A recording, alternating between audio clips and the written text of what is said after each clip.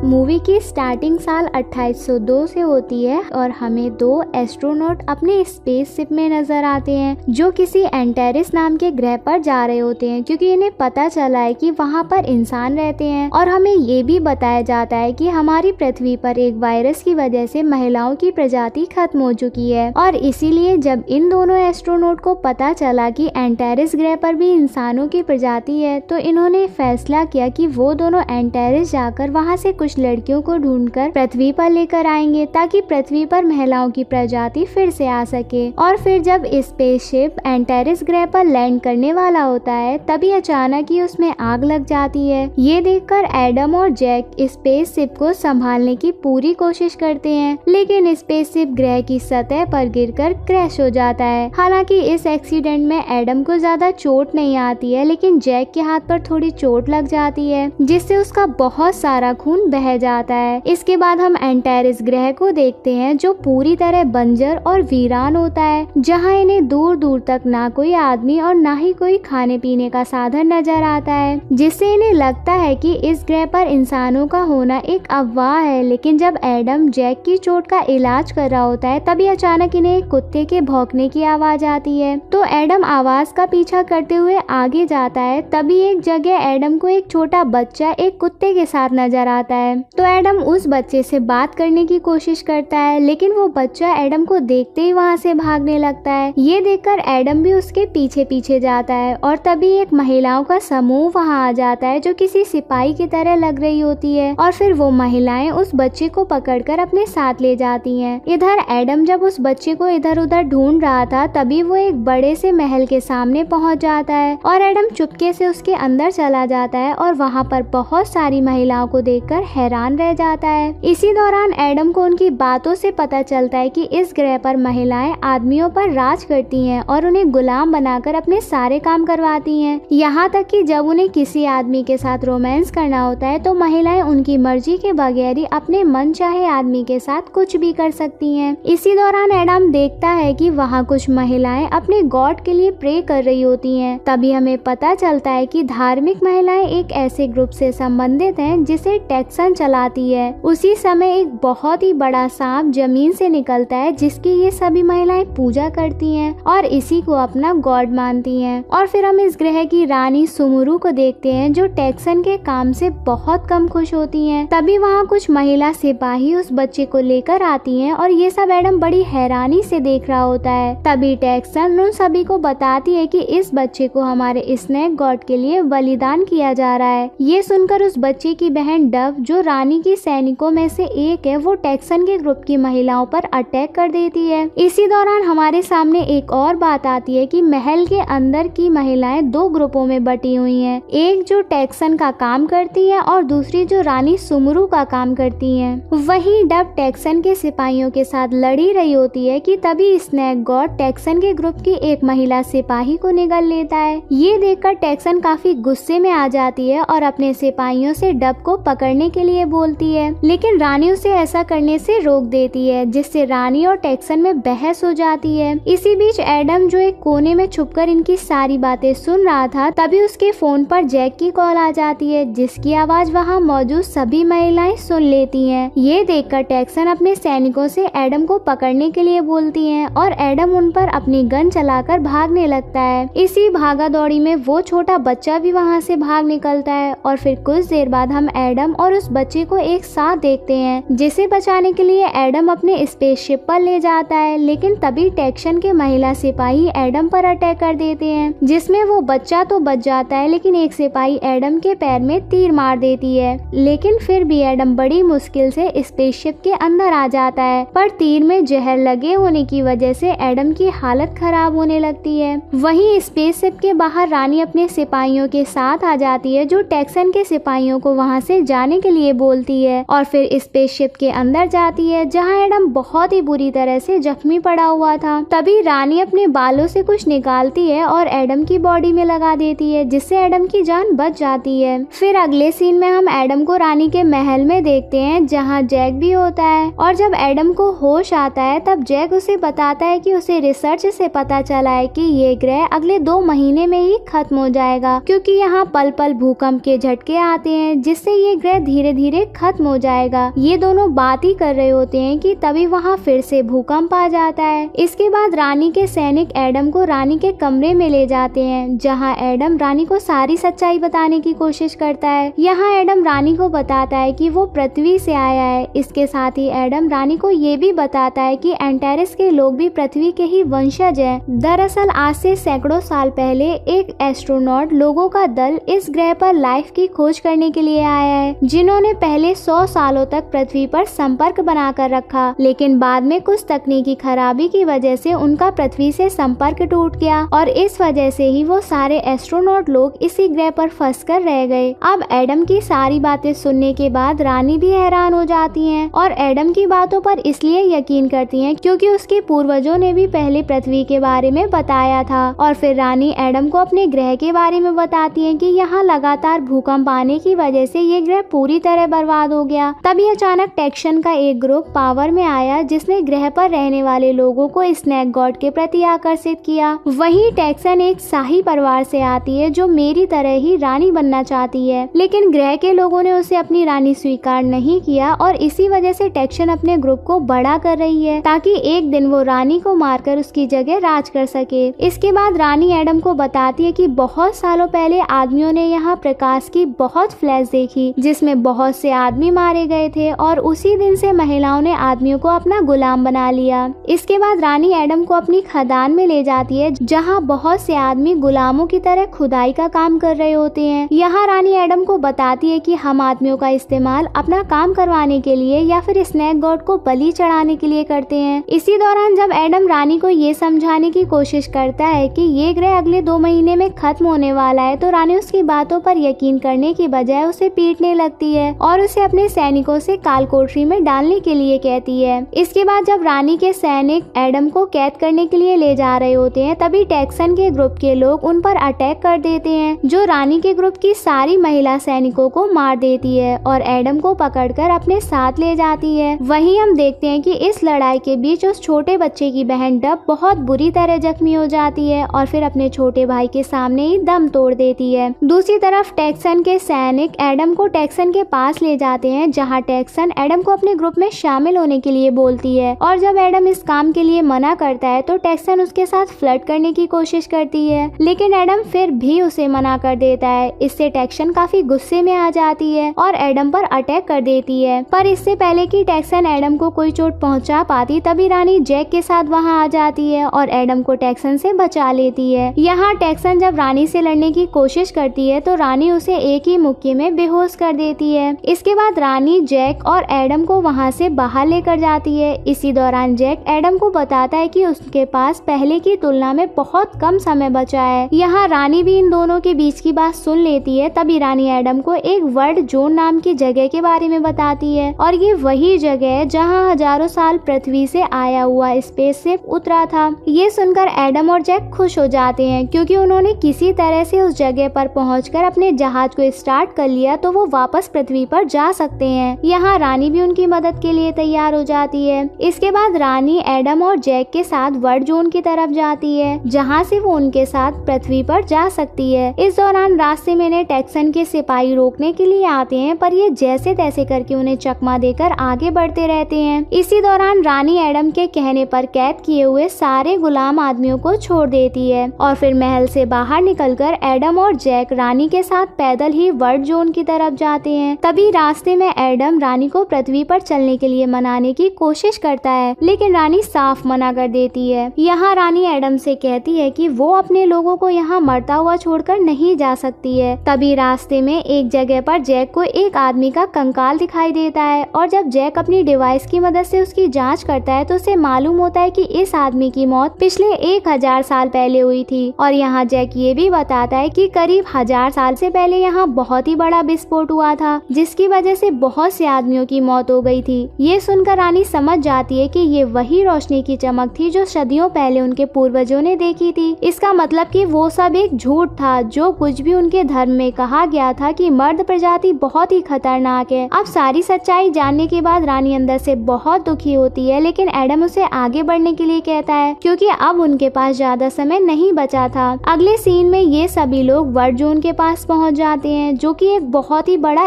Spaceship होता है और फिर जैक और वो छोटा बच्चा इंजन को स्टार्ट करने की कोशिश करने लगते हैं, जबकि एडम और रानी स्पेसशिप की तकनीकी चीजों को चेक करने लगते हैं और फिर बहुत मेहनत के बाद एडम और जैक स्पेसशिप के इंजन को स्टार्ट करने में कामयाब हो जाते हैं। पर तभी टेक्सन अपने सिपाहियों के साथ वहां आ जाती है और इन पर अटैक कर देती है, जिससे वहां बहुत ही घमासान लड़ाई होती है। पर एडम अपनी हाईटेक गन से टेक्सन के सभी सिपाहियों को मार देता है, लेकिन टेक्सन अभी जिंदा होती है, जो रानी से दो दो हाथ करने के लिए कहती है। ये सुनकर रानी टेक्सन को जबरदस्त तरीके से मारती है। इसी बीच टेक्सन जब रानी को जान से मारने की कोशिश करती है, तभी एडम उसे अपनी गन से शूट कर देता है, जिससे उसकी मौत हो जाती है। इसके बाद जैक स्पेसशिप को उड़ान भरने के लिए तैयार करता है। वहीं अब रानी भी समझ जाती है कि उसका ग्रह अब खत्म होने वाला है, तो अब रानी भी एडम और जैक के साथ पृथ्वी पर चलने के लिए मान जाती है। और जब ये सभी लोग स्पेसशिप में बैठकर उड़ान भरते हैं, तो एंटेरिस के लोग स्पेसशिप को आसमान में उड़ता हुआ देखकर काफी परेशान हो जाते हैं। वहीं एडम जब एंटेरिस के लोगों को उनकी रानी के बिना देखता है, तो उसे उनके लिए काफी बुरा महसूस होता है। तो एडम जैक से स्पेसशिप को नीचे उतारने के लिए बोलता है और ग्रह पर बचे हुए बाकी लोगों को अपने साथ पृथ्वी पर ले चलने के लिए बोलता है। इस पर जैक एडम से कहता है कि अगर हम वापस ग्रह पर जाते हैं तो वहां आने वाला खतरनाक भूकंप हमारे स्पेसशिप को खत्म कर सकता है। पर एडम और रानी इतना जोखिम उठाने के लिए तैयार होते हैं और फिर रानी और एडम के ज्यादा बोलने पर जैक स्पेसशिप को नीचे उतार देता है। वहीं ग्रह पर मौजूद लोग स्पेसशिप को देखकर डर रहे होते हैं, तो रानी बाहर जाकर उन सभी को समझाती है और उन्हें स्पेसशिप के अंदर आने के लिए कहती है। तो रानी की बात मान सभी लोग स्पेसशिप के अंदर आ जाते हैं और जब जैक स्पेसशिप को फिर से उड़ाने के लिए तैयार होता है, तभी स्पेसशिप पर एक बहुत बड़ा कोबरा अटैक कर देता है। लेकिन जैसे ही जैक स्पेसशिप को उड़ान भरने के लिए स्टार्ट करता है, तभी स्पेसशिप से निकलने वाली आग से वो कोबरा जलकर मर जाता है और फिर स्पेसशिप पृथ्वी के लिए उड़ान भरते हुए आसमान की तरफ चला जाता है। और इसी के साथ ये मूवी यही खत्म हो जाती है। हमारे चैनल को ऐसे ही प्यार देते रहिए। चलो जल्दी से कमेंट करके बताओ आपको मूवी कैसी लगी। लाइक और शेयर करना मत भूलना। कहानी अच्छी लगी हो तो वीडियो को लाइक और चैनल को सब्सक्राइब करना ना भूलें। कहानी अच्छी लगी हो तो वीडियो को लाइक और चैनल को सब्सक्राइब करना ना भूलें।